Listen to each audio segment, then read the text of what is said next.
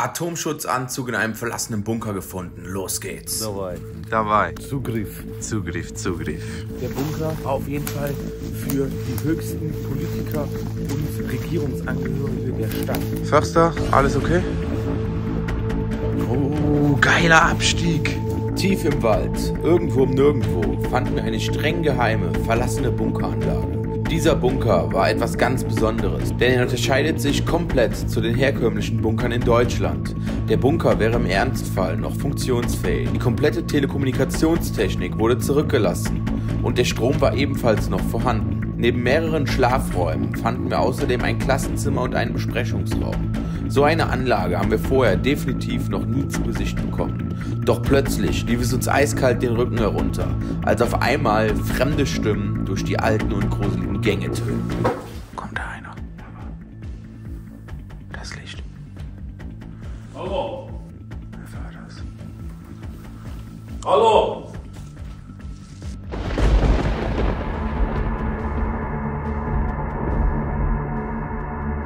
Hallo und herzlich willkommen zu einem neuen Lost Place Abenteuer auf meinem Kanal.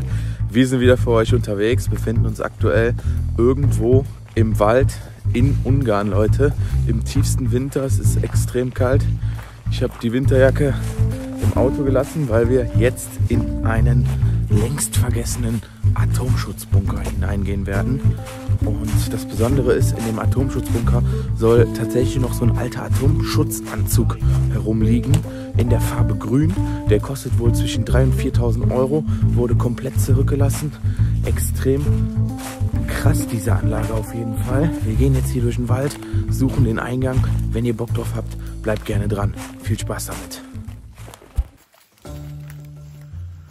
Wir sehen jetzt hier vorne den eingezäunten Bereich und die Gebäude da vorne. Und da soll sich der Bunker wohl befinden. Wir tappen jetzt hier durch den Wald. Müssen jetzt gucken, dass wir hier irgendwie ein Loch im Zaun finden. Wir sind insgesamt mit 7 Mann unterwegs. 2 davon waren tatsächlich schon mal hier und haben uns gesagt, dass das richtig geil sein wird, Leute.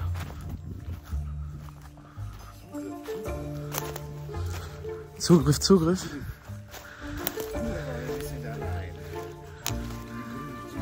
Da vorne sehen wir einen Notausgang. Der Förster ist heute auch mit am Start, Leute. Banana Joe, Terence Hill. Checkt jetzt, ob der Eingang auf ist. Hey Bud, ist offen. Und da ist, glaube ich, der Haupteingang.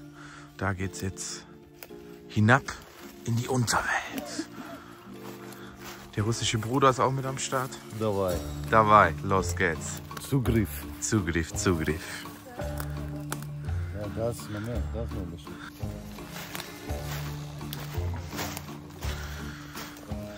So lange am Zaun entlang, bis das Loch kommt.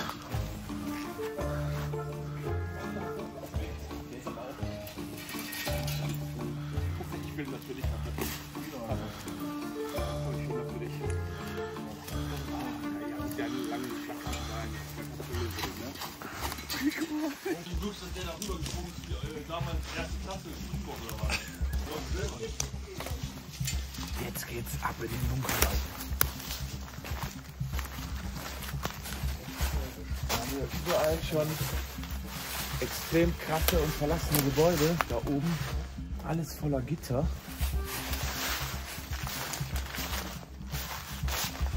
Also hier war damals definitiv sehr viel Bewegung. Und der Bunker war auf jeden Fall für die höchsten Politiker und Regierungsangehörige der Stadt. Und im Ernstfall wurde dann halt tatsächlich von dort unten die ganze Kriegsführung übernommen und überwacht.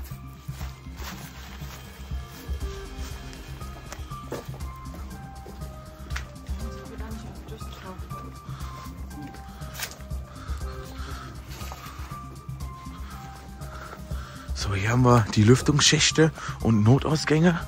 Und ich sehe, hier vorne ist der Haupteingang. Und die Tür ist offen, Leute. Richtig geil. Förster, alles okay?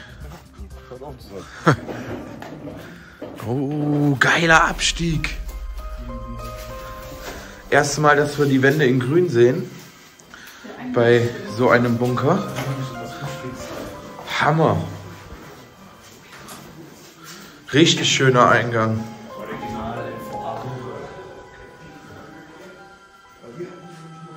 So, hier haben wir jetzt die Gasschleuse.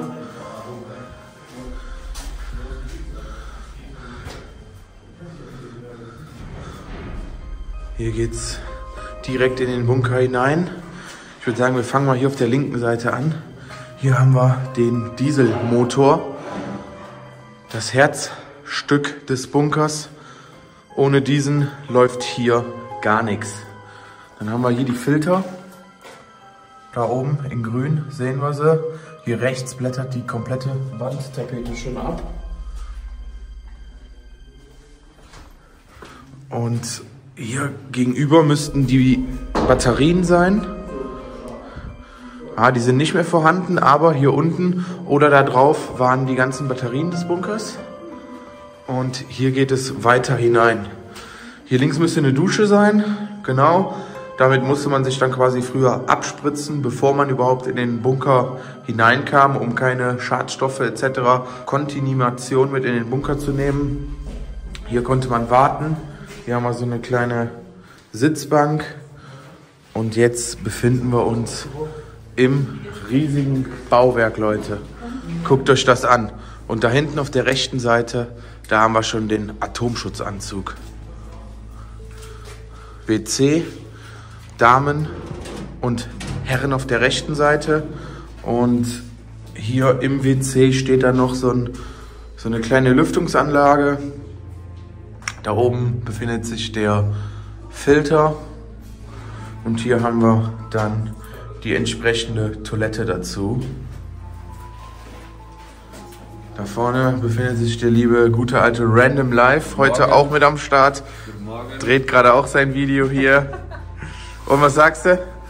Schöner Rehsitz, auf jeden Fall. Und Ja. das Gute ist, wir mussten nicht durch den Notausgang rein. Das war deutlich entspannter. Ja, du warst ja schon mal hier, ne? Hat sich bisher schon irgendwas verändert? Tatsächlich alles identisch, außer dass der grüne Mann da vorne Ja. jetzt von uns aus gesehen rechts steht. Ja. Stand letztes Mal links. Ah, okay. Ja, aber ansonsten sieht es noch genauso aus. In Deutschland ja unvorstellbar. Ja, viel Vandalismus, viel Diebstahl etc., ne? Genau, also es sind ja alles Kupferkabel hier. In Ja. Deutschland werden die kompletten Kabel schon alle entrupft. Wir hätten hier Sprühung. Ja. Und wir hätten natürlich auch Zerstörung und was wir hätten, Diebstahl ohne Ende. Da bin ich mal gespannt. Hinten haben wir ja noch ziemlich viele technische Einrichtungen, Ja. ob die Sachen noch da sind oder nicht. Wunderbar. Dann viel Spaß. Dann geht's weiter. Dir auch. Danke sehr. Hier haben wir Ersatzfilter. Zur Filteranlage direkt rechts nebenan.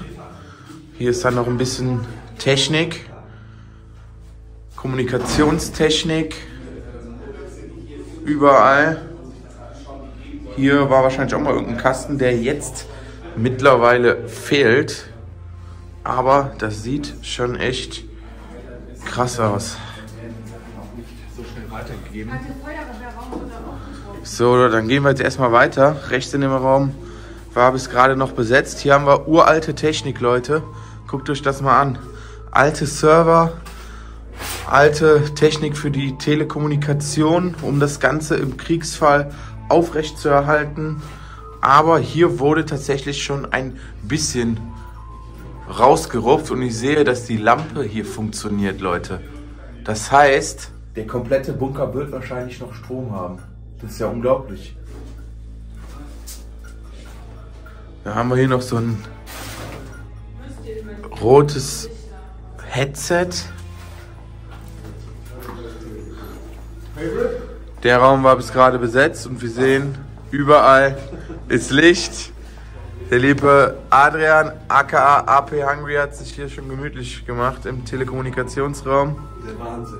Hammer, oder? Geil? Geil, einfach geil, ja. Dass das alles noch so erhalten ist, ne?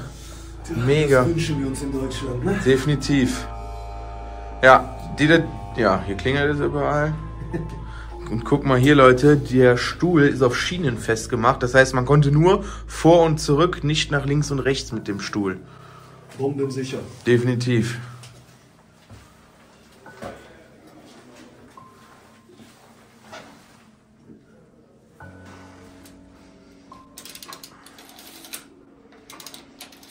Hammer.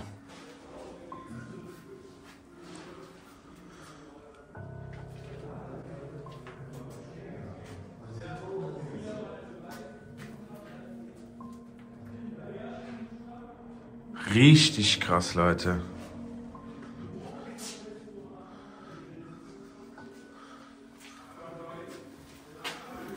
Hey. Hast du das Klassenzimmer gefunden? Ja, krass. Es ist wirklich aufgebaut wie in dem Bunker Redfield. Und da vorne ist noch eins. Noch ein Klassenzimmer? So geil. Okay, dann gehen wir jetzt erstmal nach links. Guckt euch das mal an, Leute. Hammer. Ein voll eingerichtetes Klassenzimmer. Und das Weiße, was ihr auf den Tischen seht, ist tatsächlich Schimmel. Aber der Raum kann sich doch definitiv sehen lassen, Leute. Unglaublich.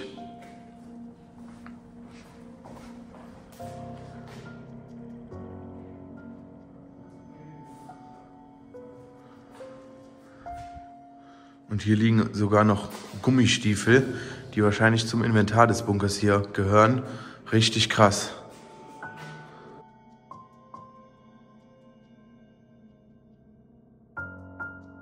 Ja, und Leute, die meinen Kanal aktiv verfolgen, werden wahrscheinlich den Bunker bereits erkennen, denn das ist jetzt der zweite Bunker, den wir so in dieser Bauweise hier in Ungarn erkunden. Wir hatten gestern den anderen erkundet. Das Video wird jetzt wahrscheinlich schon online sein, ansonsten wird es in ein paar Wochen online kommen. Und ja, könnt ihr gerne auch mal euch beide Videos anschauen, den Vergleich so ein bisschen mal gegenüberstellen. Das Klassenzimmer im anderen Bunker sah doch schon ganz anders aus. Wir hatten an den Wänden auch überall noch Tafeln, so Hinweise, wie man sich hier verhalten soll und so. Und der Telekommunikationsraum sah auch komplett anders aus. In dem anderen Bunker hatten wir definitiv auch keinen Atomschutzanzug, den gucken wir uns jetzt gleich nochmal an. Aber von der Bauweise definitiv sehr ähnlich, und dasselbe kennen wir ja auch aus Deutschland, dass viele Bunker einfach baugleich waren, nur dass die halt immer in unterschiedlichen Städten vorzufinden waren. Wir hatten zum Beispiel in dem anderen Bunker hier vorne auch eine Tafel, die gibt es jetzt hier nicht, das ist glaube ich so eine Pinnwand hier. Da konnte man dann mit den Pins hier diverse Sachen befestigen.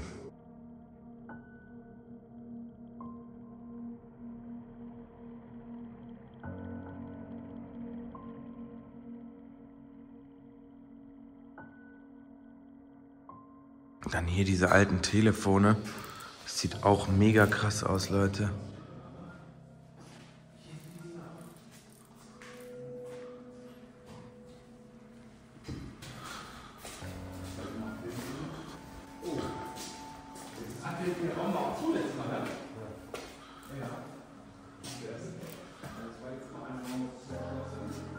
Dann geht's hier weiter.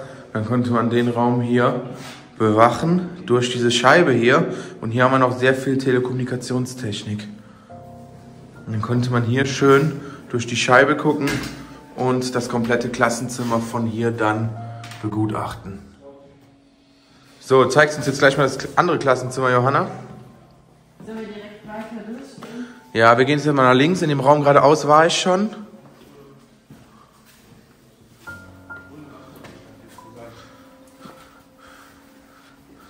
Okay, jetzt erklärt es sich auch, woher die grünen Gummistiefel kamen. Das sieht so aus, als wäre das hier ein Raum von der Feuerwehr. Vielleicht wird hier noch irgendwas gelagert oder wurde gelagert. Das hier sieht natürlich jetzt ganz stark nach Feuerwehr aus, ne? Und hier ist sogar noch so ein Fenster, wo man in den anderen Raum gucken kann. Ja krass, da vorne ist der Random Life gerade. Sieht definitiv mega spektakulär aus. Und sieht nicht so aus wie in einem Museum, weil der Bunker gestern, der sah schon echt so sauber aus, Leute. Da dachte man echt, man wäre in einem Museum. Dann haben wir hier den Parallelraum, genau gegenüber von der anderen Seite von dem Klassenzimmer. Brauchen wir auch detailliert jetzt nicht so drauf einzugehen. Und hier geht es dann weiter. Überall Telefone, Telekommunikationsgeräte, hier die alte Stromversorgungsquellen.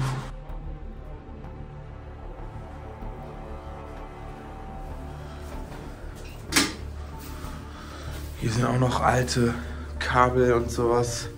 Auf der Seite waren wir gerade rechts. Die Steckdosen. Und auch hier überall Telekommunikationstechnik. Und das alles ist uralt, Leute.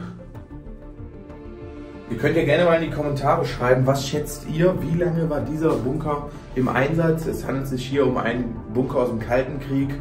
Könnt ihr ja gerne mal euer Jahr in die Kommentare schreiben. Was piepst hier so, Freunde? Was macht ihr? Hörst du das? Was habt ihr angemacht, was so piepst? Hier piept doch gar nichts. Doch, hier piepst irgendwas. Ja, dann müssen die Leute mal kurz leise sein. Könnt ihr mal alle leise Können wir sein? mal kurz leise sein? Hallo? Hallo, Entschuldigung. Könnt ihr mal ganz kurz leise sein? Johanna meint, die piepst was. Oder war das hier eine Kamera? Die Kamera geht nicht. Hast du Tinnitus? So Leute, jetzt kommen wir zu dem spannenden Teil des Bunkers. Wir haben hier tatsächlich den grünen Atomschutzanzug. Mega krass. Hier rechts liegt noch ein Bett auf dem Boden. Und hier links haben wir tatsächlich das zweite Klassenzimmer. Der Zustand von dem Klassenzimmer ist auch deutlich schlechter als gestern, aber mega krass. Wir haben hier noch alte Unterlagen auf dem Tisch rumliegen.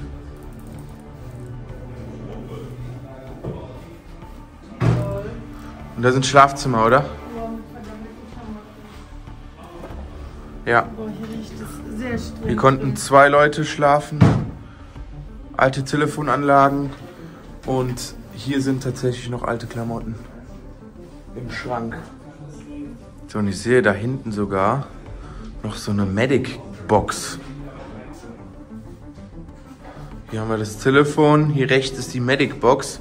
Und hier links, das ist, glaube ich, ein Messgerät für die Wellen im Boden. Das heißt, wenn eine Bombe einschlägt oder ein Erdbeben hier irgendwo in der Nähe ist, konnte dieses Gerät das alles anzeigen. Boah, die Box ist auch richtig geil, Leute. Die ist bestimmt auch noch ordentlich was wert. Hammer. Mega.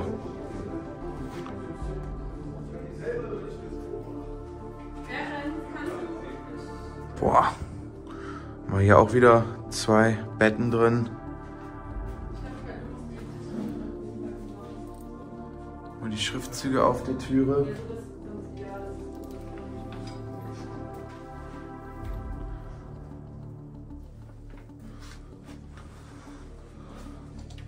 Und auch hier haben wir 2 Betten drin. Hier können wir auch noch kurz abbiegen. Überall stehen diese 2 Schreibtische mit den Telefonanlagen drauf.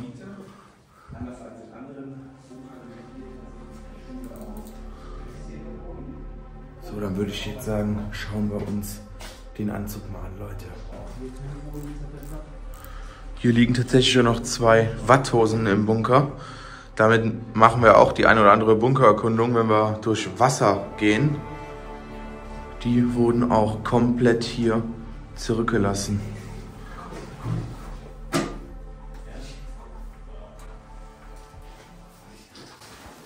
Kommt da einer? Ja, Mann. Das Licht. Hallo. Wer war das? Hallo.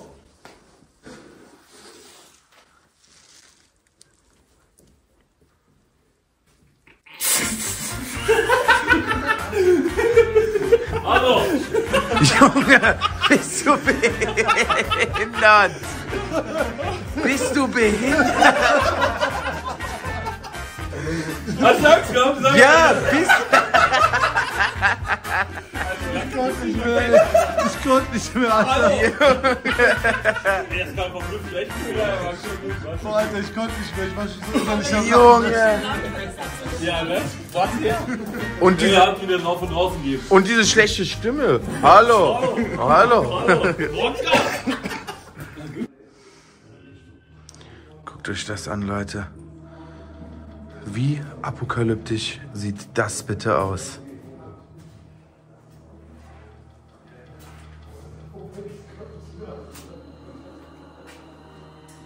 Überall liegen die Matratzen hier. Und das ist tatsächlich der Atomanzug.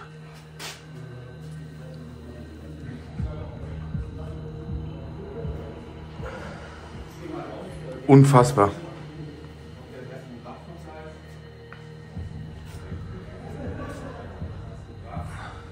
Hier war sogar noch die elektrische Ausrüstung in diesem Schrank, in dem Koffer. Da ist dann der Notausgang. Wenn wir oben durch die Schächte klettern würden, würde man von hier reinkommen. Und wir sehen auch hier, dass der Notausgang mal zugemacht worden ist. Das heißt, hier sind wahrscheinlich schon mehrere Leute damals durch den Notausgang reingekommen. Und hier haben wir wieder einen riesigen Raum zum Schlafen.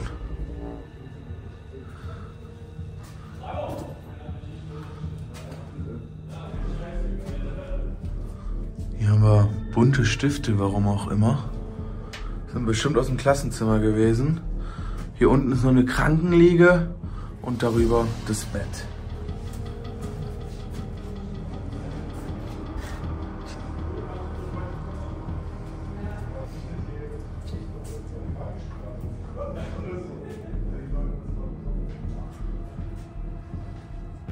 Okay Leute, dann gehen wir jetzt nach ganz hinten einmal durch. Den Teil des Bunkers haben wir uns nämlich noch nicht angeschaut. Und hier müsste tatsächlich die Belüftungsanlage sein. Ja, das stimmt. Rechts die ganzen Generatoren, links die Filter. Und die Rohre, die hier überall weggehen, wurden hier dann in alle möglichen Räume des Bunkers weitergeleitet, um hier dann für Frischluft zu sorgen. Hier haben wir den entsprechenden Motor dazu. Hier haben wir den Elektronikkasten und hier ist wieder der ellenlange Gang, Leute.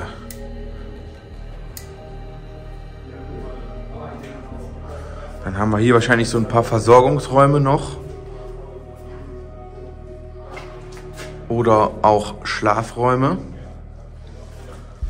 Und die Verankerungen hier waren eigentlich immer für so CO2-Flaschen oder so auf Reserve. Hier ist die Küche des Bunkers. Eine kleine Küchenzeile war hier. Wahrscheinlich stand dann auch links mal eine Herdplatte da drauf und so. Hier ist alles abmontiert worden, Wasserhahn etc. Und das hier sind dann die Lagerräume, wo die ganze Bevorratung stattgefunden hat.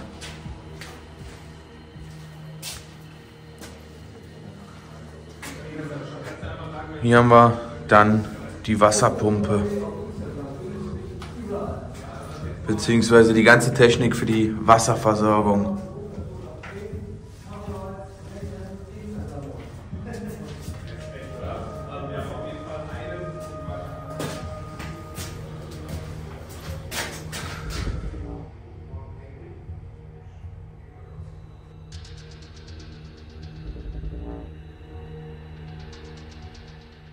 Damit bedanke ich mich recht herzlich fürs Zusehen. Ich hoffe, ihr habt eine Location gesehen, die ihr so vorher noch nicht zu Gesicht bekommen habt. Ich hoffe, ihr hattet ein bisschen Spaß beim Video. Würden uns mega über ein Like, Kommentar und ein Abo freuen. Und ich hoffe, dass ihr dann bei unserem nächsten Lost Place Abenteuer wieder mit am Start seid. Haut rein, bleibt gesund und